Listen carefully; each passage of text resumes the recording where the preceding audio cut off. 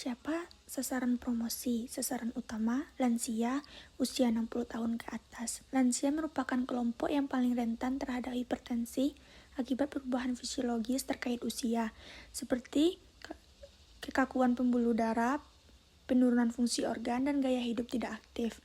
Sasaran khusus yang pertama, keluarga pengasuh lansia.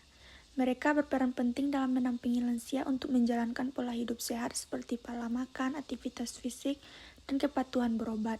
Yang kedua, tenaga kesehatan, perawat, dokter, kader kesehatan, yaitu untuk memberikan edukasi, pemantauan tekanan darah, serta mendampingi lansia dalam perubahan gaya hidup.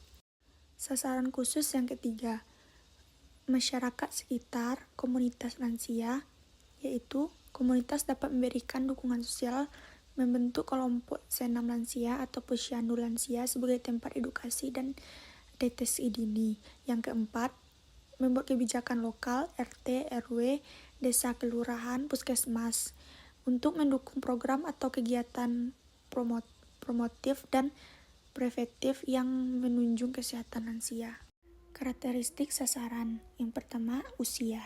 Umur 60 tahun ke atas, yaitu rentan terhadap penyakit degeneratif seperti hipertensi, fisik menurun, misalnya mudah lelah, penglihatan atau pendengaran terganggu. Yang kedua, budaya.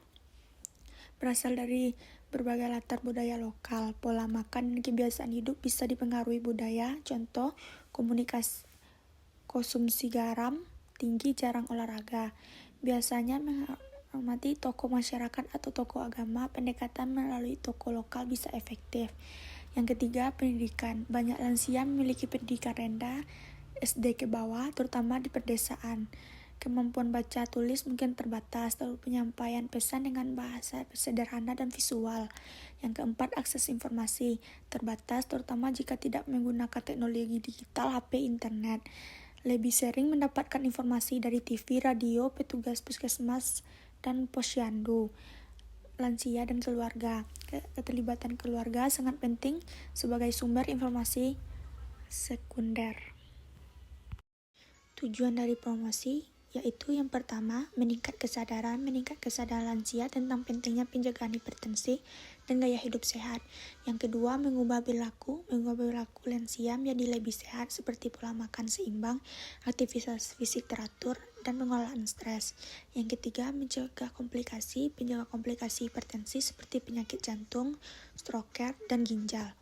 Yang keempat, meningkatkan kualitas hidup lansia dengan mengadopsi gaya hidup sehat dan mencegah hipertensi. Yang kelima, mengurangi biaya kesehatan dengan mencegah hipertensi dan komplikasinya.